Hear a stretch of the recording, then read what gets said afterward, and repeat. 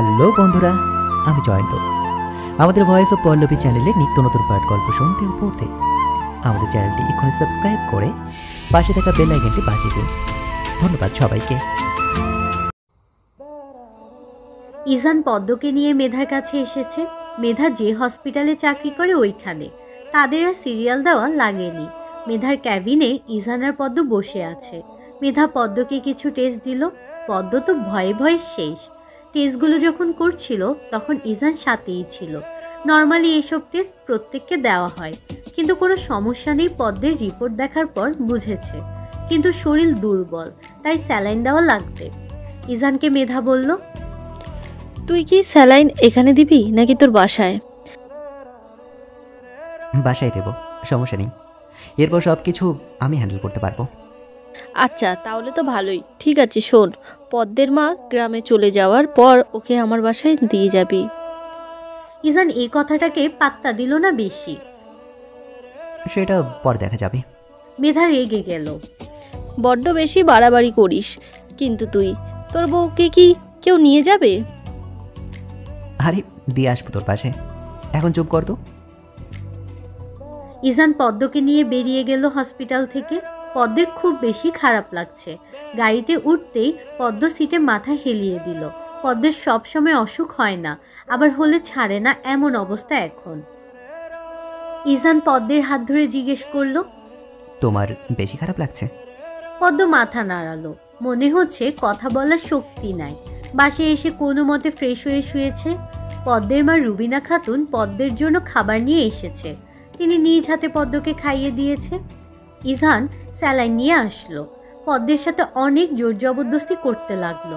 পদ্মের কথা হচ্ছে সে এসব দিবে না, তার ভয় লাগে। সারা রাত স্যালাইন দেওয়ার পর পদ্ম মোটামুটি এখন আগের থেকে অনেক ভালো। প্রায় 9 দিন পর পদ্ম এখন পুরোপুরি সুস্থ। পদ্মের মা আর বোন চলে গিয়েছে। পুষ্প যাওয়ার আগেও ইজানকে লজ্জা দিয়ে গেল। তার ইচ্ছে ছিল তার দুলো ভাই তাকে ঘুরাবে। প্রথমবার ঢাকা শহরে এসেছে, কিন্তু তিনি তো ঘুরালেন না। মনে মনে যে কত বকেছে ইজানকে পুষ্প। এখন পদ্ম বাসে একা একা থাকতে পারে, মূলত তার অভ্যাস হয়ে গিয়েছে। মাঝে মাঝে ইজান পদ্মকে মেধার বাসায় দিয়ে আসে। মেধা পদ্মকে একদম তার ছোট বোনের মতো আদর করে। পদ্মও মেধাকে অনেক সম্মান করে। আর ইজানের সাথেও তার ভালো সম্পর্ক গড়ে উঠেছে। এই ভালো সম্পর্ক গড়ে ওঠার পিছনে মেধার অবদান বেশি, কারণ সেই পদ্মকে বোঝায়, বলে, উপদেশ দেয় কিভাবে কি করতে হবে। পদ্মের অসুস্থ হয়ে যাওয়ার পুরোটা জার্নিতে ইজান তার পাশেই ছিল। নিজের সবটুকু দিয়ে পদ্মকে সুস্থ করেছে। সকাল 7টা। পদ্ম উঠে গিয়েছে ঘুম থেকে। সকালে নাস্তা বানাচ্ছে। ইজান তার পাশে পদ্মকে না পেয়ে সেও উঠে গেল। এই মেয়েটা এই এক সমস্যা। কে বলে এত সকালে উঠে নাস্তা বানাতে? সকাল সকাল ইজান পদ্মকে মনে মনে বকা দিয়ে ফ্রেশ হতে গেল। ইজান ফ্রেশ হয়ে এসে পদ্মের কাছে আসলো। পরোটা বানাচ্ছে সে। ইজান পদ্মের পিছনে দাঁড়ালো। কে বলে তোমাকে এত তাড়াতাড়ি উঠতে? কেন, নাস্তা বানানো লাগবে না? যদি নাস্তা না বানাই তাহলে কি না খেয়ে হসপিটালে যাবেন? তাই বলে তো এত তাড়াতাড়ি ওঠারও কোনো দরকার নেই, তাই না? পদ্ম আর কিছু বলল না। সে নিজের মতো কাজ করছে। পদ্ম কথা বলছে না দেখে ইজান পদ্মকে তার দিকে ফিরিয়ে বলল, কথা বলছে না কেন? তাড়াতাড়ি উঠেছি তো কি হয়েছে? না, এটা হবে না। যতক্ষণ আমি ঘুমিয়ে থাকবো ততক্ষণ তুমিও ঘুমাবে। পরের বার যেন ঘুম থেকে উঠলে আমি তোমাকে পাই, ওকে? আচ্ছা ঠিক আছে। তারপর ইজান তৈরি হয়ে গেল হসপিটালে যাওয়ার জন্য। ইজান আর পদ্ম একসাথে নাস্তা করে ইজান হসপিটালে চলে গেল। ইদানিং ইজান বেশ ফাঁকি দিচ্ছে। মনে হয় যখন সে হসপিটালে যাবে তখন তার খুব আলসেমি লাগে। তবে নিজের পেশাকে অবজ্ঞা করার অভ্যাস নেই তার। ইজান যখন তার কেবিনে বসে বসে ফোন চাপছিল তখন সানায়া আসে। সানায়া বোধহয় দিন দিন ভালো হচ্ছে ইজানের মনে হয়, কারণ সে ইজানকে সরি বলেছে। আর সেই সব নিয়ে কথা বলে না আজকাল। সানায়া ইজানকে দেখে মুচকি হাসি দিল। কেমন আছেন? ভালো। আপনি কি এখনো আমার সাথে কথা বলতে আনইজি ফিল করছেন? না, আপনার আনইজি ফিল করা দরকার মনে হয়। কেন কেন? কারণ আপনি একটা অপরিচিত পুরুষ মানুষের সঙ্গে কথা বলতে এসেছেন। সানাইয়া বুঝলো ইজান তাকে অপমান করছে, তাও মুখটা বন্ধ করে রাখলো। সবগুলোর অপমানের সুদ তুলবে সে, শুধু সময়ের অপেক্ষা। আমরা তো অনেক আগে থেকে পরিচিত, তাই না? ইজানের কোনো হেলদোল নেই, তীক্ষ্ণ দৃষ্টিতে সানাইয়ার দিকে তাকিয়ে আছে। পরিচিত হয়েও অপরিচিত, একটা কথা আছে না, ঠিক সেই রকম। সানাইয়ার কষ্ট হচ্ছে, কিন্তু ইজানকে কিছু বলতে পারছে না। মন চাচ্ছে ইজানকে কতগুলো কথা শোনাতে। গেট টুগেদার নিয়ে কি প্ল্যান আপনার? সবার জন্য চমক আসছে। কিসের চমক? সেটা পরেই দেখতে পাবেন। তাহলে আমি উঠি। এই বলে সানাইয়া চলে গেল। ইজান বসে বসে হাসছে আনমনে। সারপ্রাইজটা সুন্দর হবে, বিশেষ করে সানাইয়ার কাছে ভালো লাগবে সারপ্রাইজটা। কবে আসবে সেই দিন? পদ্মকে ইজান একটা মোবাইল কিনে দিয়েছে। যখন ইজান একটু ফ্রি হয় তখনই পদ্মকে কল দেয়। বিষয়টা পদ্মের বেশ ভালো লাগে। পদ্মের মোবাইলটা সবসময় তার কাছেই রাখে, কারণ ইজান ঘন ঘন কল দেয়। ইজানের একটা টেনশন থাকে পদ্ম বাসে কী করছে একা একা, তাই কল দিতে থাকে। পদ্ম এখন দুপুরে রান্না করছে, নিজের কাজটা নিজেই করতে পারে সে। রান্না শেষ করে গোসল করতে ঢুকলো। ওয়াশরুম থেকে বের হয়ে দেখলো ইজান কল দিয়েছে। পদ্ম তাড়াতাড়ি আবার কল ব্যাক করলো, সাথে সাথে ইজান কল রিসিভ করলো। ইজান রেগে গিয়েছে, কারণ সে কল দিয়েছিল আর পদ্ম ধরেনি কেন তখন? সে তো ভয় পেয়ে গিয়েছিল। তখন যে কল দিলাম ধরনি কেন? ইজানের গম্ভীর কণ্ঠ শুনে পদ্ম ভয় পেল। আমি গোসল করতে গিয়েছিলাম। এত দেরি কেন? বাসায় তো একাই থাকো, তাও দেরি করে গোসলে যাও। তোমার এসব কাজ না ভীষণ বিরক্ত লাগে। ইজানের কথা শুনে পদ্ম মুখটা কুঁচকে ফেলল। আর করবো না দেরি করে গোসল, সত্যি। আচ্ছা বাদ দাও, খেয়েছো তুমি? না, খাইনি এখনো। আপনি খেয়েছেন? জি ম্যাডাম, খেয়েছি। খাবার খেয়ে নিও। আচ্ছা। ইজান শান্ত গলায় বলল। আজ শাড়ি পরে রেডি হয়ে দেখো। পদ্ম অবাক হলো। কেন? তোমাকে নিয়ে ঘুরতে বের হব। আপনি তো আসেন রাত 11টায়, তখন কি কেউ ঘুরতে বের হয়? আমি সন্ধ্যায় আসবো। ইজান আজ তাকে নিয়ে ঘুরতে বের হবে সন্ধ্যায়। পদ্মও তাই করলো। সে সুন্দর করে শাড়ি পরে তৈরি হয়ে গেল, তবে কুচি ঠিক করে হয়নি। কেমন যেন লাগছে তাকে। আয়নার সামনে গিয়ে শতবার দেখে ফেলেছে বোধহয় নিজেকে। চোখে একটু হালকা কাজল দিল, চুলগুলো খোপা করলো, সামনে দিয়ে দুপাশের কিছু চুল বের করলো যেন একটু সুন্দর লাগে। ঠোঁটে হালকা করে লাল কালারের লিপস্টিক দিয়েছে।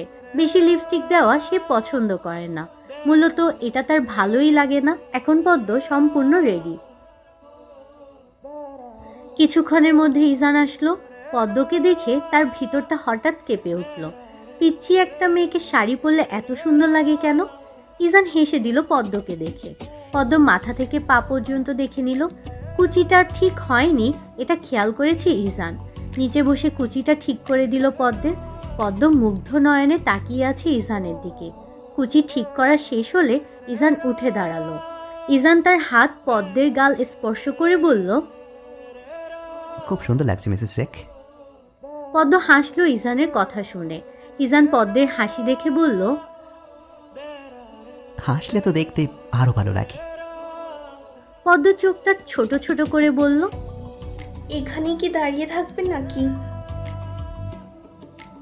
না না, আজ সেসব চিন্তা নেই, চলো আমার সঙ্গে। তারপর ইজান আর পদ্ম বেরিয়ে আসলো। ইজান তার গাড়ি করে পদ্মকে নিয়ে একটা সুন্দর জায়গায় আসলো, যেখানে পাশেই নদী আছে আর নদীর ঘাটে অনেক মানুষ। সবাই সবার ভালোবাসার মানুষ, পরিবার নিয়ে এসেছে। পদ্মের ভয় লাগছে, কারণ সে এত মানুষ কখনো দেখেনি। ভয়ে ইজানের হাত চেপে ধরেছে। ইজান পদ্মের কাঁধ জড়িয়ে ধরে বলল, আমি আছি তো, সমস্যা নেই। তারপর তারা বেশ কিছুক্ষণ ওই নদীর পাড়ে দাঁড়িয়েছিল। একজন যেন আরেকজনের মনের ভাবটা বুঝতে পারছে। এই সময়টা পদ্মের বেশ ভালো লাগছে। ইজানের কাঁধে মাথা দিয়ে পরিবেশটা উপভোগ করছে পদ্ম। তার যে খুব ভালো লাগছে আজকে। মনে হচ্ছে সে প্রাণ ভরে নিঃশ্বাস নিতে পারছে। এতদিন নিজেকে বন্দী মনে হতো, কখনো বাইরে যাওয়ার কথা মুখ ফুটে ইজানকে বলেনি। আর ইজান তো মহা ব্যস্ত থাকে। মহাশয় বাসেই আসে রাত 9টা বা 10টার পর। সে আবার কখন পদ্মকে নিয়ে ঘুরতে যাবে? বাসে আসার পর রাস্তায় একজন ঝালমুড়িওয়ালাকে দেখে পদ্ম গাড়ি থামাতে বলল। ও যখন স্কুলে যেত ওদের স্কুলের সামনে এমন ঝালমুড়িওয়ালা ছিল। পদ্ম প্রতিদিন ঝালমুড়ি খেত। ঝালমুড়ি হচ্ছে তার প্রিয় একটা খাবার। ইজান পদ্মকে এসব রাস্তার খাবার খাবে দেখে কিছু বলল না, কারণ একদিনই তো খাবে। পদ্ম ঝালমুড়ি নিয়ে গাড়িতে উঠে পড়ল। ইজান একটা রেস্টুরেন্টের সামনে গাড়ি থামালো। পদ্ম ঝালমুড়ি খেতে খেতে বলল, এখানে থামালেন কেন? ডিনারটা এখান থেকেই করে যাবো বাসে, ওকে? পদ্ম খাওয়া বন্ধ করে দিয়ে বলল, আমি যে রান্না করেছি ওগুলোর কি হবে? পরে খাওয়া যাবে, এখন নামো তো। বেশি দেরি হলে কিন্তু রেস্টুরেন্ট বন্ধ হয়ে যাবে। পদ্ম আর ইজান ডিনার করে বাসে চলে আসলো। ইজান ফ্রেশ হয়ে এসেছে। যখন পদ্ম ফ্রেশ হতে যাবে তখনই ইজান বলল, শাড়ি চেঞ্জ করো না। পদ্ম মাথা নাড়ালো। ওয়াশরুম থেকে ফ্রেশ হয়ে এসে দেখলো লাইট অফ হয়ে গেছে, কিন্তু বারান্দার সেই ড্রিম লাইটের মতো লাইটটা জ্বলছে। কিন্তু ইজান সেখানে দাঁড়িয়ে আছে। পদ্মও সেখানে গেল। ইজান পদ্মের উপস্থিতি বুঝতে পারলো। আজ যে তোমাকে ঘুরিয়ে আনলাম, কিছু বললে না তো? পদ্ম বুঝলো না ইজান কি বলল। মানে কি বলবো আমি? অন্তত একটা ধন্যবাদ দাও। ইজান মুখটা সামনে রেখে কথা বলল। ধন্যবাদ ডাক্তার সাহেব। ইজান পদ্মের মুখের দিকে তাকালো। পদ্ম কখনো ডাক্তার সাহেব বলেনি, কিন্তু আজ বলেছে। হঠাৎ কি? ডাক্তার সাহেব বললে যে? ভালোবেসে বলেছি। ইজান যেন 7 আসমান থেকে টপকে পড়েছে। এই পদ্ম এসব কি বলছে? বিয়ের আগের থেকে? বিয়ের আগে থেকে। ইজান বুঝেছে এই পদ্ম তার সাথে মজা করছে, তাই সেও পদ্মের সাথে মজা শুরু করলো। পদ্ম হেসে বলল, হ্যাঁ দেখেছি। ইজান গ্রিলের সাথে ঠ্যাস দিয়ে আছে। পদ্মের সামনে ঝুঁকে বলল, ঠিক আছে, তুমি তো বললে আমাকে ভালোবেসে ডাক্তার সাহেব বলেছ। আমারও তো ভালোবেসে তোমাকে কিছু দেওয়া উচিত, তাই না? পদ্ম মাথা নাড়ালো।